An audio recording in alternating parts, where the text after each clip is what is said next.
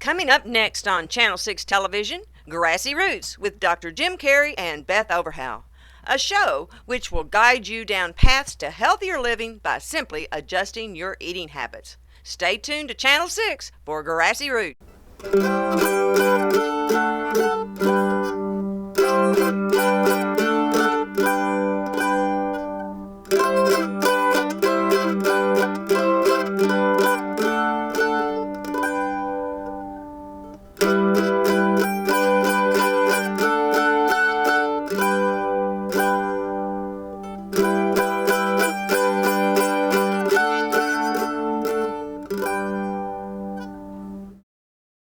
Hi, this is Beth Overgaauw with another episode of Grassy Roots. Hi, and Beth. I'm here with Dr. Jim Carey. Hello, Jim. It's Hello. always a pleasure to see you. It's always a pleasure to be here. And I'm excited about today's episode. We're going to talk about eating organic and why that's such a good thing.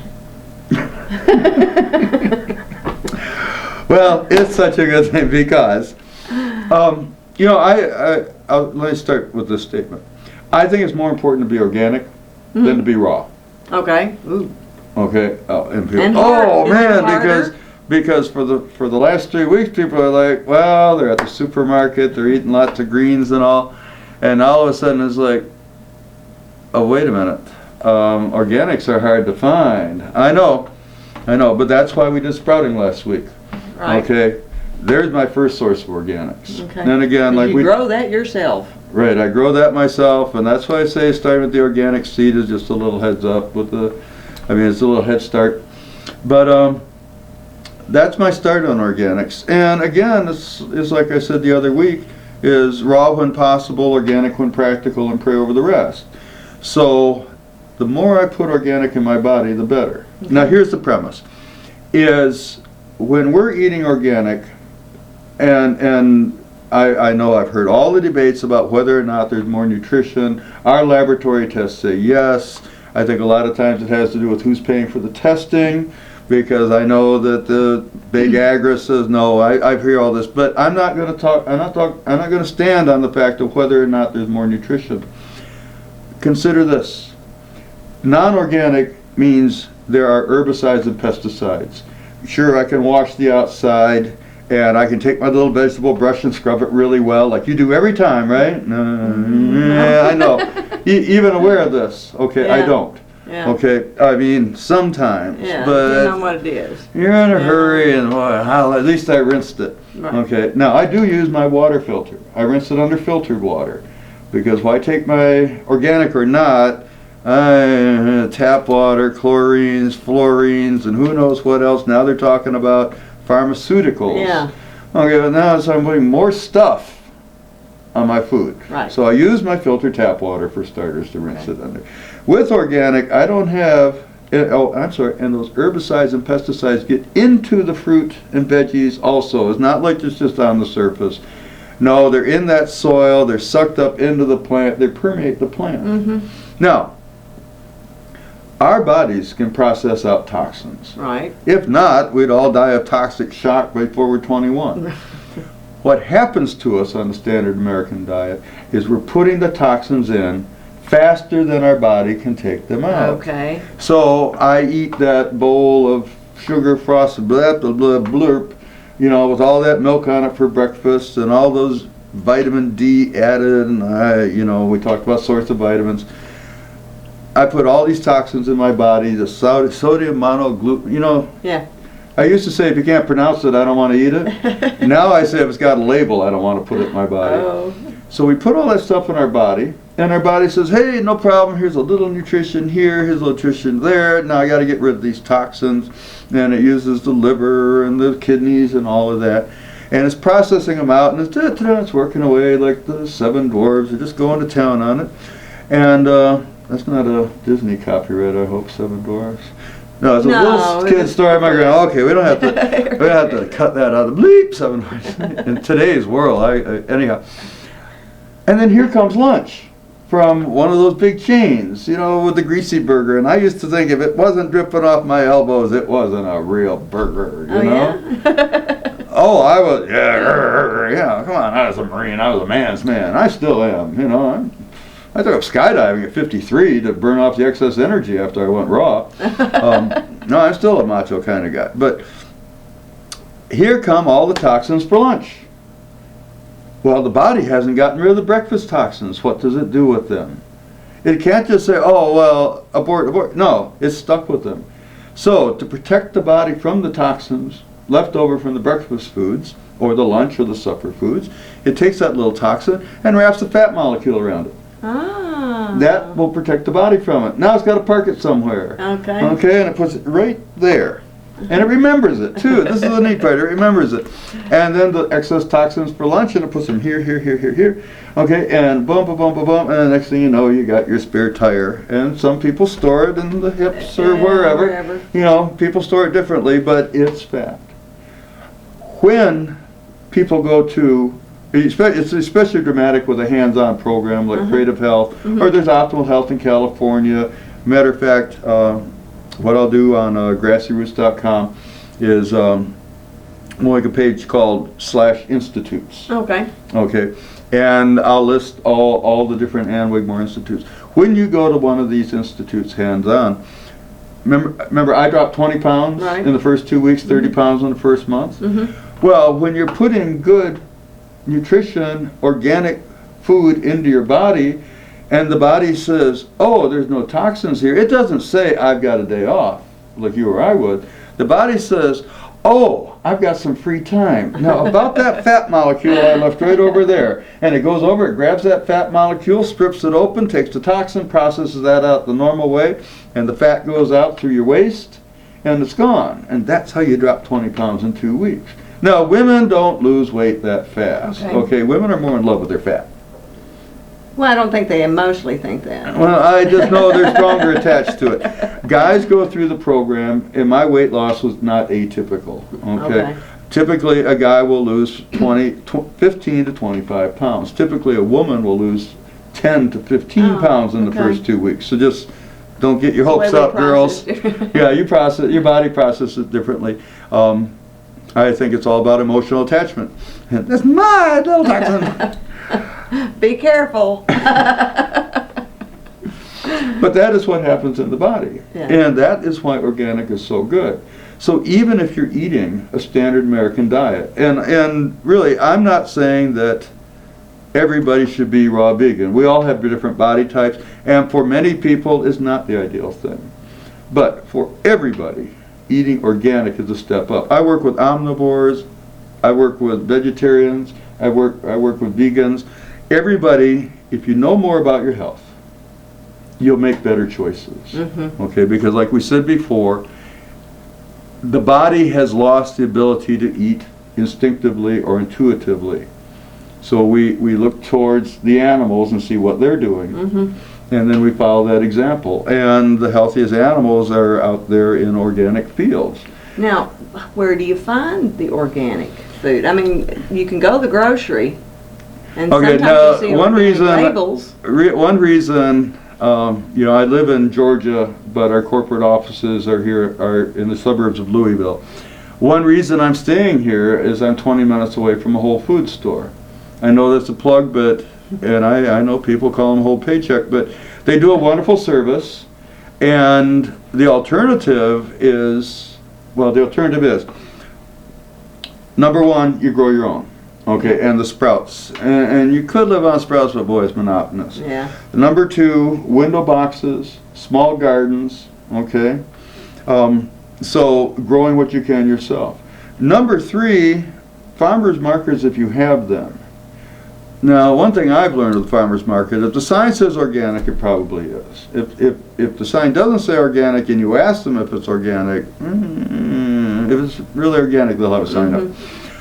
But if you go regularly and you can establish a relationship with the farmers, tell them what you're looking for. I'm looking for organic free-range eggs. Now, under the USDA definition, if the chicken coop door is open 5 minutes a day, that's a free-range chicken. Oh. They have to have access to the outside. Doesn't mean they have to go out It only has to be open 5 minutes a day. That's the legal definition. Oh my goodness. That's a free-range chicken and a free-range egg. So what you want is my great-grandmother's chickens. Yeah, okay. running around You had on the farm. well, we had them fenced, but you had to herd them into the chicken coop at night to keep the raccoons, the weasel, and the fox away from them. And at that, they still got in. But those chickens truly lived out in the yard. Yeah. Okay. And the roosters, they lived out in the yard. I mean, they lived on the whole farm, but they'll find their way home. And that's a matter of meeting people like that and telling them what you're looking for. Mother Earth News has a lot of great ideas for farmers. I've seen where you build this 4x4 by 3 foot pen, and you literally pick it up and move it every day. And the chickens are living out in the yard, and yet they're contained. Okay, and you can actually do this on wheels. You wheel it up the chicken coop, you open the door, you herd them in at night, and yet they're contained all day without having to have a large fenced area. So there's things we can do if we own, depending on zoning. If we have 3 to 5 acres, though, there's a certain amount we could do for eggs, etc. But it keeps coming back to, in the cities, you usually have the whole food or a similar, like on Maui, I've got Mana Foods. So in an urban area, you usually have a good resource. In a suburban or rural area like this, you usually have farmers just down the road a piece. And then it's a matter of talking to your neighbors, finding somebody that's receptive. Because to me, with Big Agri getting involved in all this organic thing now that's so popular, and you notice like even at the Kroger's and the Piggly Wigglies and the Safeways, you can find some organic. Right. Right. So organic romaine lettuce, there's a good foundation for everything. It's fairly inexpensive. That's a start. Okay. Maybe I can't be 100% organic. Organic when practical.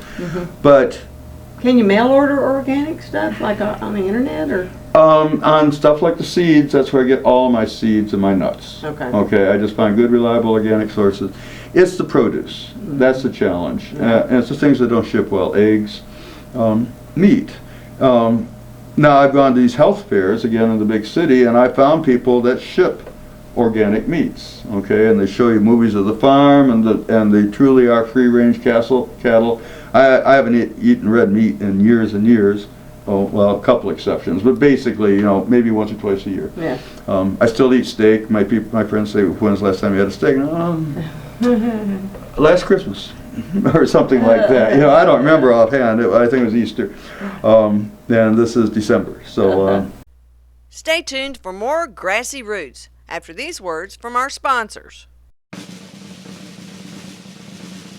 One of the best things terrorists could do is just build more fast food restaurants, maybe add another pharmaceutical company, have a couple more infomercials, and encourage people to eat the way they eat now.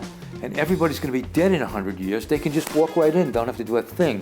Superstars, large fry, Big Mac, Coca-Cola, go on, man. Pick your poison. 1/4 of what you eat keeps you alive, and 3/4 of what you eat keeps your doctor alive. I used to get high for a living, eating all the bullshit food they sold me. Cancer rates going up, heart disease going up, stroke going up. We're poisoning ourselves with highly processed, nutrient-depleted foods. One of the major problems is what we do to the soil and the air and the water and everything we take in our food. We, for whatever reason, decided we're going to spray everything with every kind of pesticide, herbicide, larvicide, fungicide. We decided we're going to genetically modify things we don't know anything about. Can we actually improve what has already been created? And the answer is maybe, but not the way we've been doing it. If you want to know what's wrong, look down at the table. It's staring back at you. Think of it as chronic malnutrition, because that's what's going on. But if we think we're going to go to the doctor and get a pill for everything, we've missed the whole point. We have been taught our whole lives to be consumers of modern medicine, which is pharmaceutical medicine. Good health makes a lot of sense, but it doesn't make a lot of dollars. Now, the drug industry has every right to make money, no question about that at all. The ethics, I think, need to be very closely watched. What the pharmaceutical companies are doing may not necessarily be in the interest of our population. You can be as sincere, and you can be sincerely wrong. Approximately 106,000 Americans die from pharmaceutical drugs each year. And these are people who took the medication as directed. There's a lot more turning to alternatives because what's being done beforehand doesn't work. There is no magic bullet, but there is a lifestyle change that reverses serious chronic disease. It's cheap, it's simple, it's safe, it's effective. The solutions are here. They've always been here. Every single person in the world, every culture, every language, every person in the world knows it. You are what you eat. Food does matter. It's a choice. You don't have to be sick. For a full-length DVD copy of Food Matters, go to grassyroots.com/food. Want to learn more about a raw living foods lifestyle? There's a wide collection of videos on the subject at ChiDietVideos.com. You can find a video on any subject that suits your interest and your budget, including rare footage of Dr. Ann Wigmore's Raw Living Food Lifestyle programs. This knowledge could change your life. Check out ChiDietVideos.com. Looking for a comprehensive guide on the subject of the raw foods lifestyle? Susan Shank has written an encyclopedia on the subject, The Live Food Factor. This comprehensive guide to the ultimate diet for body, mind, spirit, and planet covers every possible factor related to the subject. This compilation has received rave reviews by those in the raw foods movement. Visit www.livefoodfactor.com for your copy. The Live Food Factor by Susan Shank. And now, back to Grassy Roots on Channel 6 TV with Beth Overgaauw and Jim Carey. Now, when you start eating the organic foods and any of that we've talked about the whole time, and your body is changing the way it attacks the toxins you previously ingested. Do you go through detox? Like, you hear about... Oh, very astute. You've been doing your homework, girl. So, yes, you do have detox. And symptoms, the typical symptoms. Now, the more raw, organic, faster you go, the faster the detox will be. Okay. Okay. But if we start eating organic and if we start eating highly raw, when we take these toxins out, we are going to go through detox symptoms. Headaches, nausea. I had one morning, I got a severe headache. I was about the third week into being raw, 100% raw at an institute.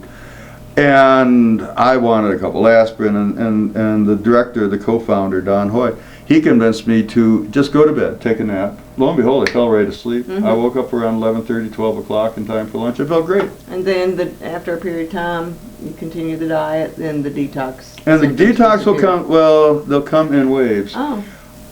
In addition to detoxing the toxins in the food you've eaten, your body is accumulating toxins from all your vaccinations, any recreational drugs you may have ingested, I mean, even going back to your teenage years. Huh. So you will have these symptoms. I had, when I was in the service, I had every injection known to man. I was stationed in such a position I could be sent anywhere in the world at a moment's notice. Yellow fever, typhoid, black plague, I've had them all, usually 4 or 5. They always give them to us Friday afternoon. You're sick all weekend, and you're ready for duty on Monday, and so much for your weekend pass. I went through those yellow fever symptoms. The difference was when I got the inoculation, I was sick for 3 days. Yeah. When I detoxed it, I was sick for about 3 hours. Oh, okay. And you will get these symptoms back.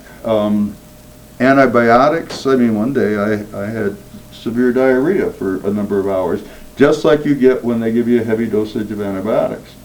What was the source of that? It wasn't my food, because I'm eating the same thing as 30 other people. Right. And my estimate is I was detoxing antibiotics, because especially in the service, but all my life, the cure for everything was Ampicillin 500, take 5 or 6 a day, kill every piece of bacteria in your body, the healthy ones and the bad ones, and those things accumulate. But it does pass eventually. So don't be freaked out by it. I'm not saying don't seek medical advice, especially if it's severe, but acne can even come back. Right. But and sometimes skin rashes tend to be a day or two. Acne tends to be maybe a week, especially if you had acne severely as a kid. We can look at that as you're getting more youthful. Yeah. Yes. So these are normal things, but to me, that's why organic is so important. If my body is going to go through all these detoxification symptoms, that means it's been holding this stuff up, in my case, for 50-some years. Yeah. And now it's coming out. It can't be healthy to hold it if I go through those symptoms. And then all of a sudden, the arthritis goes away in the knees, the arthritis goes away in the elbow, the energy comes back, and it's like, next thing you know, it's like, why don't we go skydiving this weekend? They go, why? And I go, I need something to do, and mowing lawns isn't enough around. I understand. I mow 7 acres, and I had in Georgia, mower. and I was using a push mower, but I still had energy to burn. Wow. So I took up skydiving. Okay. Well, I'm kind of looking forward to that, I guess. Jumping out of an airplane. I'll think of something different, probably. Well, we'll go in. I don't skydive anymore because I realized that, skydiving was wonderful. I also didn't want to spend half of my life in a wheelchair like Christopher Reeves. Yeah. You could break your spine. Yeah. Accidents do happen. You can be healthy, but you still, I've met people called Sparky. Why do they call you Sparky? He said, it was probably because that time I ran into the high voltage power lines. I said, those ones over there? She said, yeah, those ones right over there. Now, we've talked in past episodes about blending foods. We've talked about eating them as they are, raw. Is there a way to make something that resembles bread? I mean, there's no baking involved. Yes, well, there's several versions. One is called a scene bread, and it's sun-dried. Okay. Okay. But around my house, you're dealing with dogs, cats, and if you forget to bring it in by sundown, raccoons, fox. We even have a panther in the area. I know it's a pair of panthers. They patrol a large area. Wow. So they're only around a few days out of the month. But It'll be that month. if you hear that panther, you better have the dogs and cats inside. They'll go after anything smaller than a horse. So, dehydrator is a solution. You can do it in the house. You can control the time. I mean, one thing we get in Georgia in the summertime is I don't run the dehydrator on the timer if I'm going to go to the store, because if the dehydrator stops, it's so humid that by the time I get home, the crackers will be soggy again. Oh. For me, I take them out of the dehydrator straight into the fridge. So it's a matter of making some sort of pate or ground up something or other and then putting it on there. And it's about making some sort of goo or jelly, spread it out. Actually, I'll show you, a pictures are worth 1,000 words. Let's go out the kitchen. I brought the dehydrator. Okay. And I've had it plugged in for a while because the trip over, this humidity today. But I've got some tasty, zesty crackers. I did some with spices, some without. Because our body needs the crunchies. Sure. Okay? We've missed that. And we'll talk about it in the kitchen. Stay tuned for more Grassy Roots after these words from our sponsors. Hi, I'm Dr. Jim Carey, and sitting in front of me is Dr. Ann Wigmore's Raw Living Foods Lifestyle Home Study Program. Dr. Ann's program has been taught for over 50 years around the world at a half a dozen institutes. Normally you go, you spend 2 weeks, and you learn to do the program. However, when I was director of Creative Health Institute, I found that after you go home, you've been home for 6 months, a year, all that knowledge starts to fade. There's a need for being able to refresh your memory and a need for keeping inspired. So, over the course of the last 6 years, I put together a home study version of Dr. Ann's program, and this is it in front of you. I know, it's a lot. It's a 304-page handbook. It covers everything from the kind of water to drink, through energy soup, to how you combine your foods. There's a 180-page recipe book that covers everything from a raw breakfast through a raw dessert after supper and everything in the middle. Even has Thanksgiving dinner, an all-raw Thanksgiving dinner with mock turkey. Her basic program is in this 10 DVD set right here. But as you get into it, you get into questions, and it's always like about having a second opinion, about having more details, and that's what the rest of this program is. Over here we have the advantages of eating raw, a video I did, one by Paul Nissan, a couple by Victoria Butenko, including her famous one, Greens Can Save Your Life. That's a 3-hour video. I know it's Victoria's #1 seller. This is all part of the home study program.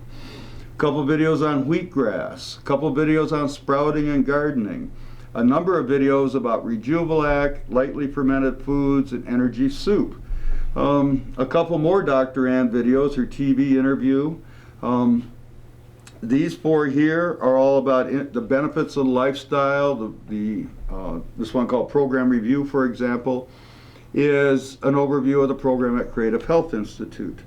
Enzymes in food, living foods preparation, raw parenting, which is important to many people. Student testimonials, colon health, transitioning to raw foods, food combining with Dr. Pfeiffer. It's as thorough as I've been able to make it in the last 6 years. Oh, and I almost forgot, 2 of Dr. Ann's books on tape, read by a professional radio announcer, Steve Molkevitz, a naturopathic doctor that happens to believe in Dr. Ann, so that shows in his voice. I mean, that's a 5 CD set, the other's a 3 CD set. This is the most thorough thing you will ever see to learn about Dr. Ann's Raw Living Foods lifestyle. It's available at shediet.com, and actually, when you go to the website, you'll find there's even more bonuses over and above this. Thank you.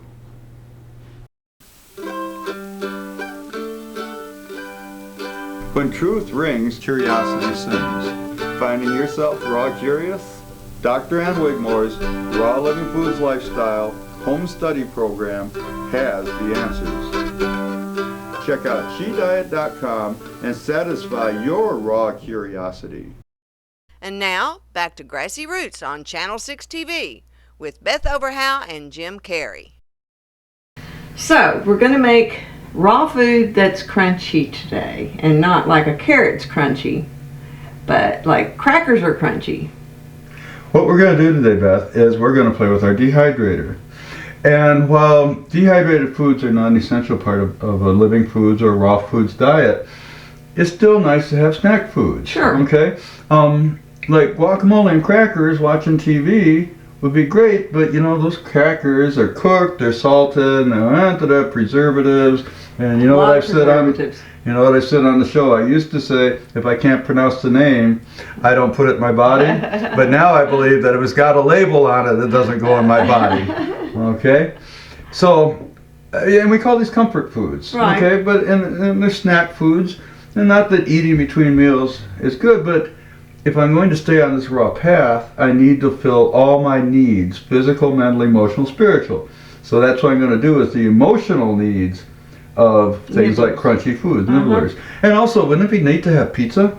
Well, yeah. Raw you pizza? don't want to give up everything. right, but how about if we could have pizza with no cooked bread, no cheese on it, okay, all vegan pizza. Okay. Sounds very interesting. Well, what we're going to do today, we're going to make crackers, which are also the foundation for pizza. Okay, for the crust. For the pizza crust, I'm sorry. That's the crust we're going to do, and then we'll do that at a later time. But let's make the pizza crust first. That's actually the hardest part. The pizza is 5 minutes. Oh, okay. But the dehydrator part takes a day or so at the dehydrator. Also, for crunchies and snacks, snack foods, we're gonna dry some. I've got pears, strawberries, blueberries, all kinds of things we can do with fruits. Yeah, and we just dehydrate some fruits. But let's start with our crackers and our pizza crust. It's the same thing. Okay. Okay. And what I've got here is those great little flax seeds. Okay, that we talked about in the green smoothie show. That when we grind them up, that they will thicken up a smoothie. Now, plain flax seeds like this aren't digestible by the body. Okay, and on all our seeds they should be soaked. The problem with soaking flax seeds is that they turn into glue. Oh. A form of glue. Okay. So it's like my almonds. I soak my almonds for 24 hours. I dry them. And if I eat them within a few days, that's great because they need that to get that enzyme out.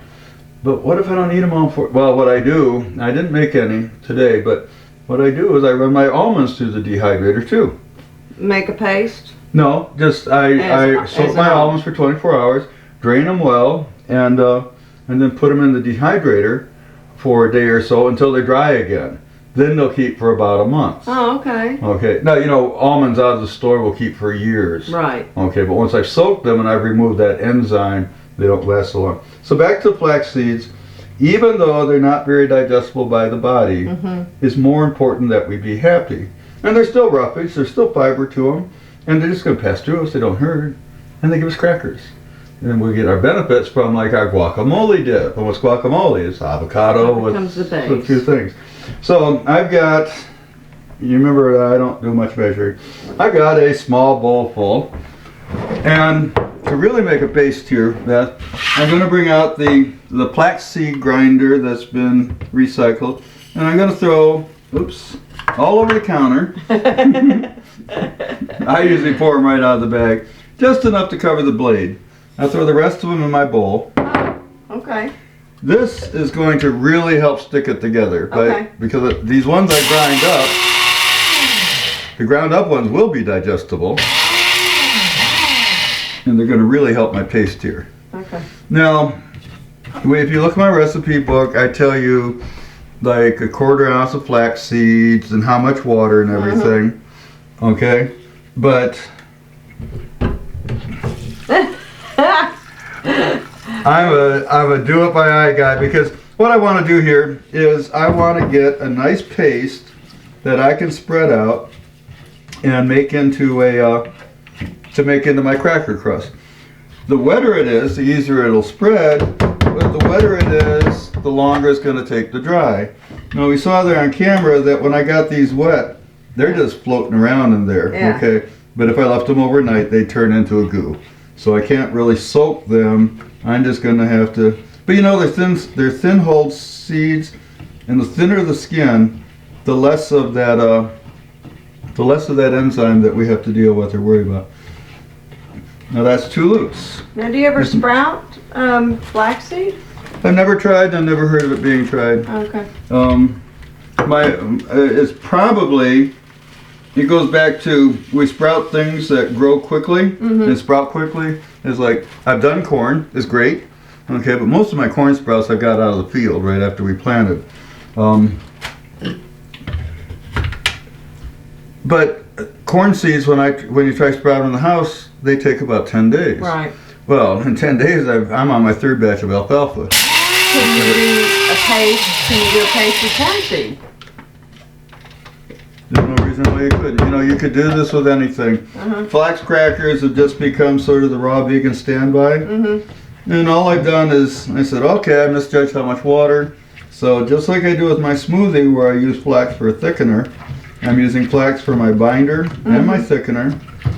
And it's getting there. It would work like this, but let me see, it'll work like that, but I can smell it. it smells like flax, doesn't it? Well, I can smell it. No, I didn't know that's what flax smelled like. Yeah, that's what it has to be, because there's nothing in here but flax. Yeah. So obviously I overdid it in the water.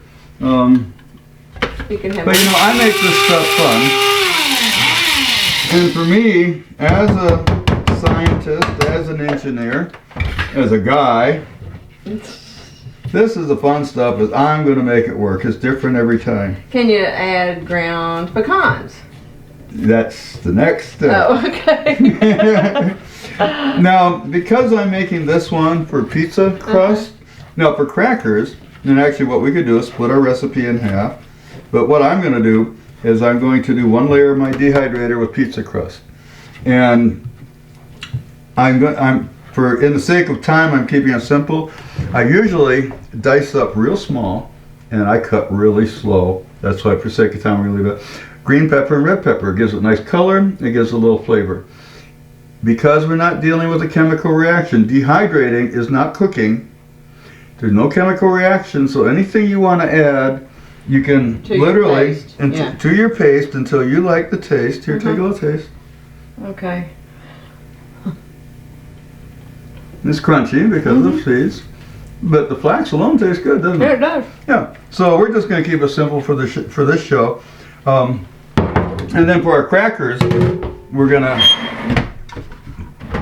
well, I brought cashews, one of my favorites. Okay. Okay. And cashews, again, they're not really a raw food because they steam them to get out of the shell. Right. But that's okay if it's a comfort food. It's better that I eat a few things outside than say, this is too hard, I don't want to do it. Yeah. One thing I hear. You have to prepare this sheet of plastic. I'm sorry. Let's back up here for a moment because I didn't work fast enough, and this is hardening up on me. Oh. See, they're turning into cookies. Okay. Well, all they are now they're cookies. But if I get them before they solidify, I'll make them back into paste again. But yes, I should talk about the dehydrator, shouldn't I? This is an inexpensive one. It was $30 at the discount store. That's probably better paste as long as I keep working quickly. But I had to buy some add-ons. First off, it didn't come with these plastic trays. Now on the website at grassyroots.com/dehydrators, I'm going to have a list of them there. Excalibur is a very recognized brand. It's got a more accurate temperature control than this one. It's also got a timer on it, so it'll shut off automatically. But my problem with the dehydrator on the farm is if I'm not home within an hour or two in the summertime, it starts rehydrating because the humidity is so high in Georgia. Oh, yeah. Okay, and they have Teflex sheets that are even slippier. So the plastic trays here that hold the goop, they cost a few bucks extra. So I'm probably $50 in the whole thing. I also got a couple of these trays that you can take the center out. So let's say I was dehydrating flour arrangement or something. Yeah, and I can't think of anything you'd do in raw foods, but I can see dehydrating flours, making dried flours if you want it higher. I got a couple of these trays rather than the standard ones, so I could do something. It just gave me flexibility. I've had this 5 or 6 years. My philosophy was that when I burned it out, I'd buy another one. Yeah. I had Donna May ship this up to me from Georgia. I couldn't see spending $100 or more on a fancy dehydrator when I'm on the road so much and traveling so much. So is the goal here to get them fairly thin? Right, and you hit the nail on the head. You can make them as thick or as thin as you want, but it's going to greatly affect your dehydrating time. And I'm sort of an instant gratification kind of guy, so my crackers are usually done tomorrow. That's where you make them a little goopier. You can take about that size there, and you can make yourself something that looks like Mama's sugar cookies. Or Grandma's sugar cookies. My mama doesn't Will know it this be either. like if you gave it to some child expecting it to be a sugar cookie, they might be a little bit disappointed But if without you, the sweetener in it. right, well, what you do, now here's another little trick on this. Wet your spatula. Okay. For this, I'll use tap water for some pressure, and rinse all that nasty city stuff off of it. And a wet spatula will allow you to smooth this down. And you just gotta fuss with it. Goopier is easier when you're starting, but I don't want to be here at the studio every day this month. Stay tuned for more Grassy Roots after these words from our sponsors. You're not going to cook anymore? How will I live? I didn't say that I wasn't going to cook for you anymore. I said that I wasn't going to cook the vegetables anymore. And I said we're going to cut back on the red meat for a while. Where in the world did you get this idea? I've been reading some of the articles that are posted on rawdoctors.com, and they make a lot of sense. You've got aches and pains, I got high blood pressure, and it's time that we did something about our health. So this is what I'm going to do. Come on, do it just for a little while, sweetie. To learn what Susan has learned and more, visit rawdoctors.com. Want to learn more about a raw living foods lifestyle? There's a wide collection of videos on the subject at cheedietvideos.com. You can find a video on any subject that suits your interest and your budget, including rare footage of Dr. Ann Wigmore's raw living food lifestyle programs. This knowledge could change your life. Check out cheedietvideos.com. One of the best things terrorists could do is just build more fast food restaurants, maybe add another pharmaceutical company, have a couple more infomercials, and encourage people to eat the way they eat now. And everybody's going to be dead in 100 years. They can just walk right in, don't have to do a thing. Superstars large by Big Mac, Coca-Cola, go on, man. Pick your poison. 1/4 of what you eat keeps you alive, and 3/4 of what you eat keeps your doctor alive. I used to get high for a living, eating all the bullshit food they sold me. Cancer rates going up, heart disease going up, stroke going up. We're poisoning ourselves with highly processed, nutrient-depleted foods. One of the major problems is what we do to the soil and the air and the water and everything we take in, our food. We, for whatever reason, decided we're going to spray everything with every kind of pesticide, herbicide, larvicide, fungicide. We decided we're going to genetically modify things we don't know anything about. Can we actually improve what has already been created? And the answer is maybe, but not the way we've been doing it. If you want to know what's wrong, look down at the table. It's staring back at you. Think of it as chronic malnutrition, because that's what's going on. But if we think we're going to go to the doctor and get a pill for everything, we've missed the whole point. We have been taught our whole lives to be consumers of modern medicine, which is pharmaceutical medicine. Good health makes a lot of sense, but it doesn't make a lot of dollars. Now, the drug industry has every right to make money, no question about that at all. The ethics, I think, need to be very closely watched. What the pharmaceutical companies are doing may not necessarily be in the interest of our population. You can be as sincere, and you can be sincerely wrong. Approximately 106,000 Americans die from pharmaceutical drugs each year. And these are people who took the medication as directed. There's a lot more turning to alternatives because what's being done beforehand doesn't work. There is no magic bullet, but there is a lifestyle change that reverses serious chronic disease. It's cheap, it's simple, it's safe, it's effective. The solutions are here. They've always been here. Every single person in the world, every culture, every language, every person in the world knows it. You are what you eat. Food does matter. It's a choice. You don't have to be sick. For a full-length DVD copy of Food Matters, go to grassyroots.com/food. And now, back to Grassy Roots on Channel 6 TV with Beth Overgaauw and Jim Carey. By the way, when I came in earlier today, you were filming that cooking show. This, of course, being the uncooking show. And I gotta ask this. It's here. It's here. I found this in the oven, and you guys they were making hockey pucks? Oh yeah, really, yeah. Croutons? Croutons, maybe? That doesn't happen in a dehydrator. No, it won't get that hard. You might have to leave it in for a month or two to do that. Is it actually? Don't break a tooth. No. I dropped one on the floor over there. It cracked a tile. Yeah, well. I think it's funny that your cooking show uses all that side of the studio. The oven. Yeah, the oven and all that. And that's the big fancy side. And our uncooking show uses the cleanup side. And the refrigerator once in a while, just to put that. Oh yeah, all those greens. Yeah, how come I know what it is. Staff loves my stash, don't they? Mm-hmm. Yeah, keep coming in here and stuff's missing. What happened to my romaine lettuce? Fred ate it for lunch. Yeah, if you wanted to get really creative, I guess you could get cookie cutters and make little patterns. Oh wow, what a wonderful idea. Yeah. Yeah, that's why these become family projects, and they're really great for that. Is Dad says, I want crackers for the football game. And you get the kids out there, and Mom says, we got cookie cutters. Next thing you know, you got the whole family out there doing food prep, getting really involved.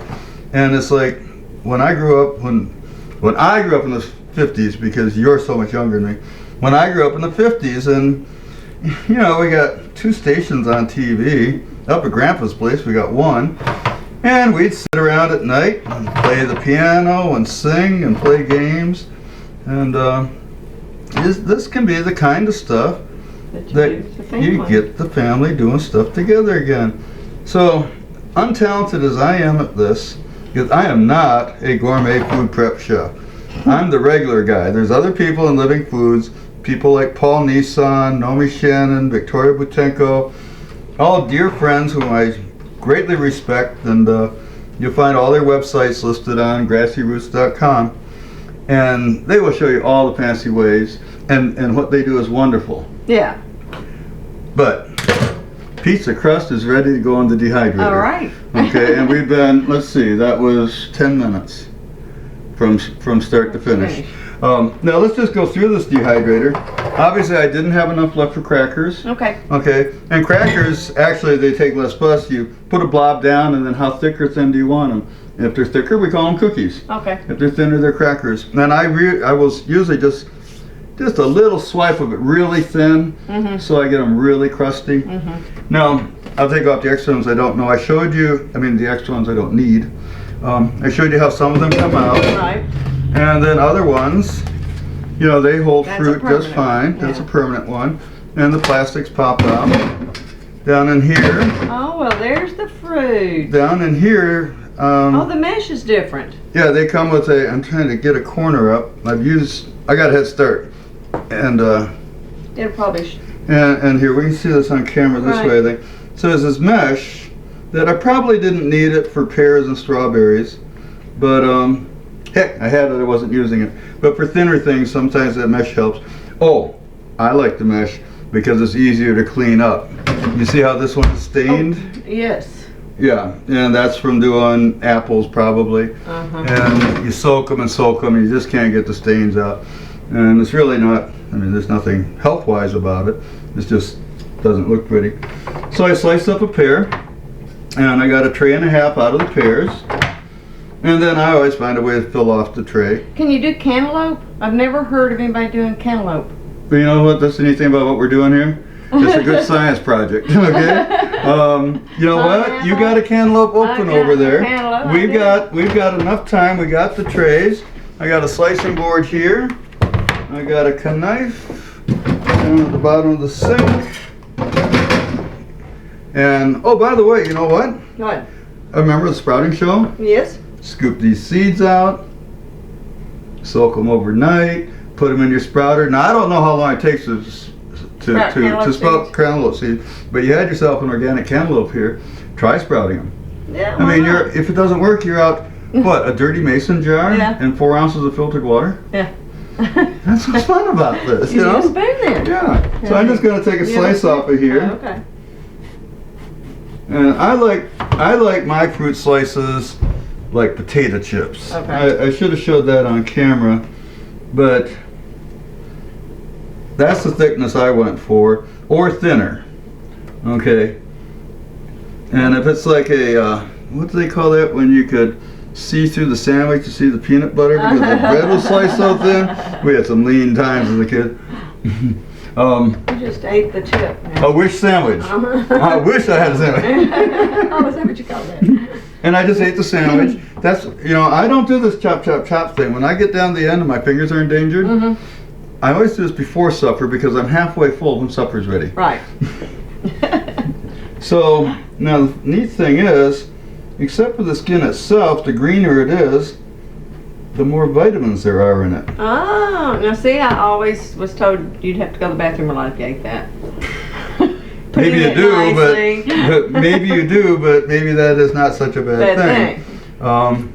I've actually done watermelon with a potato peeler. Oh, really? Yeah, it's the same thing as watermelon. The rind has more vitamins than the red part. So you eat it right down to where it starts getting bitter. And that's where I stop, is this is based on taste. I'm just going to be a little quicker here and take it off, but if you want to do healthy ones, they'd be like that. Right. If I cut it differently, I could get nicer slices, but for this, we're just going to have little strips, little wedgies. I guess that could be taken the wrong way. Strips. Thank you, Beth. and just add some cantaloupe strips, and we'll see how they turn out. We're at what? A little slice of cantaloupe. And that's the neat thing of raw foods. If I like them this way, Why wouldn't you like them dried, you know? except they, you know, I don't know, they might come out like rubber. Well, that's true. But, so what? I'm out a slice of cantaloupe, and now I know. And if you do enough of those experiments, you know what you got? Your own raw recipe book. That's true. I was trying to think of some other multiple streams of income. I'll just come up with some. Hey, with the internet, you've got an instant publisher built in. It's not like, where will I get it published? You put it out there in the internet, you sell it for $5, make it as a PDF file. And last week I couldn't spell engineer, now I is one.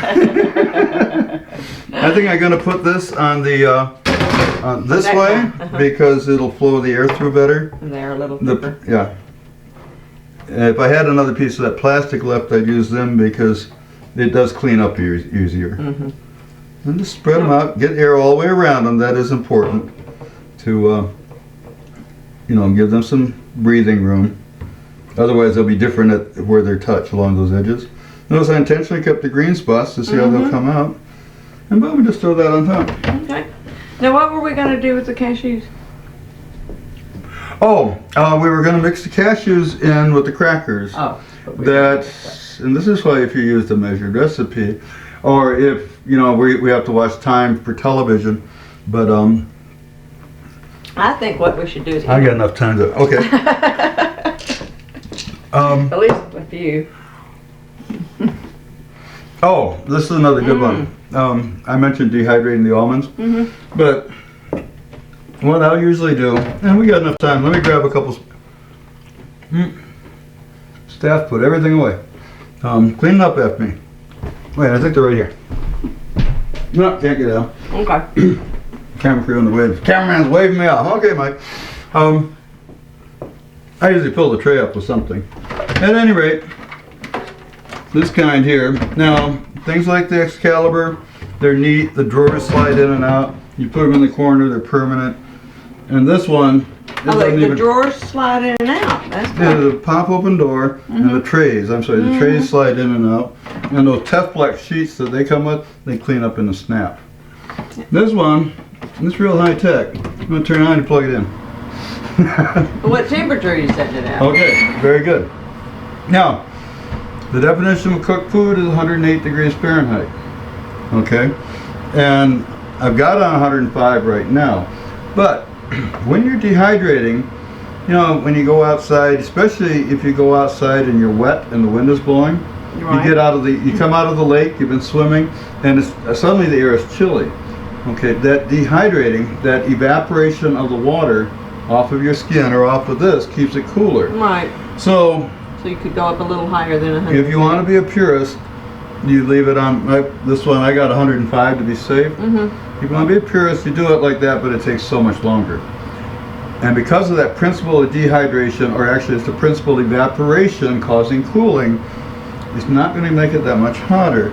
So you can actually start up and around 125 for the first hour or so. Okay, now one thing I did do on this inexpensive brand, when I bought it, I put my thermometer in there and I kept an eye on it. Just to see if it's true. Okay, and I find that it runs a few degrees cool. Well, that's safe, that's good, but what if it ran 5 degrees hot? Yeah. Okay, so since it runs a few degrees cold, I put it on 125, knowing I'm about 122. Okay, so I did a little engineer testing on this. So but don't forget about it. You'll cook your food. But so add it after about an hour. And I'm sorry, remember how thin I made those fruit strips? After about 30 minutes. That quick? It's 125 degrees. I'm going to check on them, and if they're starting to feel a little dry or a little warm, and we feel the top here, it's warm now. Oh yeah. But that's just the top. Okay, and what's happening? You a little temperature guide there too for different things. Yeah, that's all for cooked food people too. Okay. Herbs and spices, well, I guess it works. Herbs and spices, 95 degrees. Seeds and nuts, 105. Okay. And what it's doing, this is the heating element, is blowing air down through here and coming out the bottom. Okay. Okay, so and it circulates through, that's why the hole's down the center. Right. And you've got a good camera angle up there. So hot air is here, it's blowing down through. And there's actually a little tray here, you can feel it coming out. Okay. And like I said, don't block that, okay? And you can feel the warm air coming out. Oh yeah.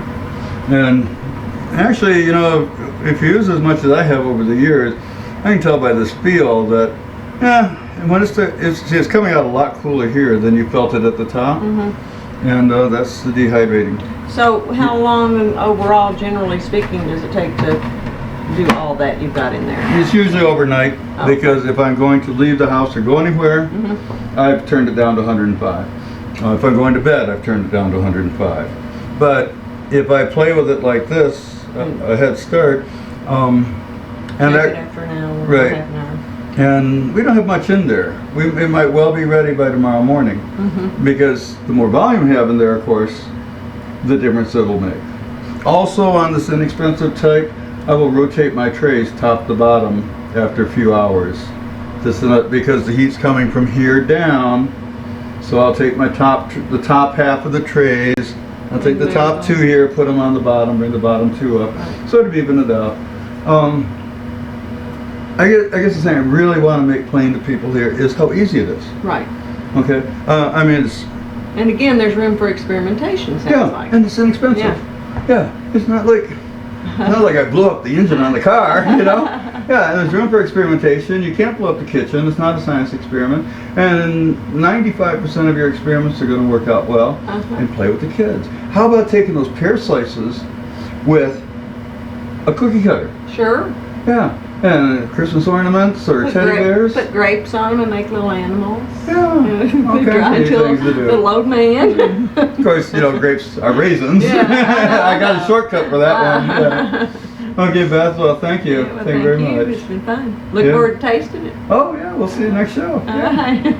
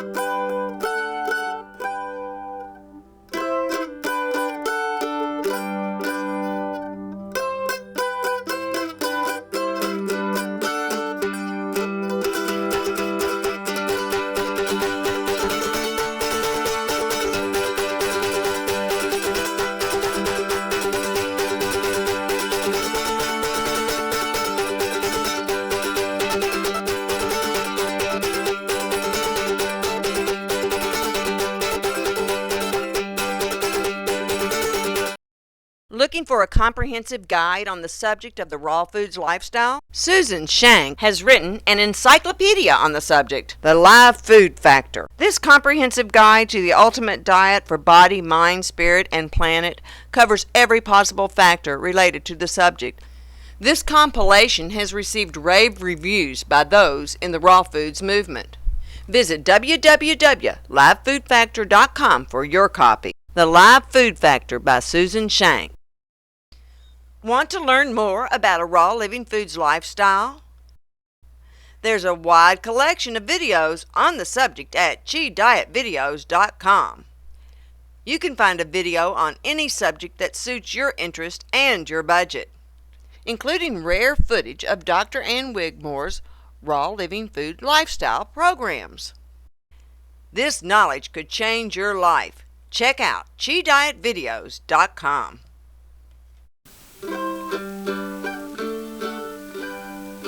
When truth rings, curiosity sings. Finding yourself raw curious? Dr. Ann Wigmore's Raw Living Foods Lifestyle Home Study Program has the answers. Check out ChiDiet.com and satisfy your raw curiosity. You're not going to cook anymore? How will I live? I didn't say that I wasn't going to cook for you anymore. I said that I wasn't going to cook the vegetables anymore. And I said we're going to cut back on the red meat for a while. Where in the world did you get this idea? I've been reading some of the articles that are posted on rawdoctors.com, and they make a lot of sense. You've got aches and pains, I got high blood pressure, and it's time that we did something about our health. So, this is what I'm going to do. Come on, do it just for a little while, sweetie. To learn what Susan has learned and more, visit rawdoctors.com. Be sure to tune to Channel 6 next Wednesday night at 8 o'clock and find out how the pizza turns out.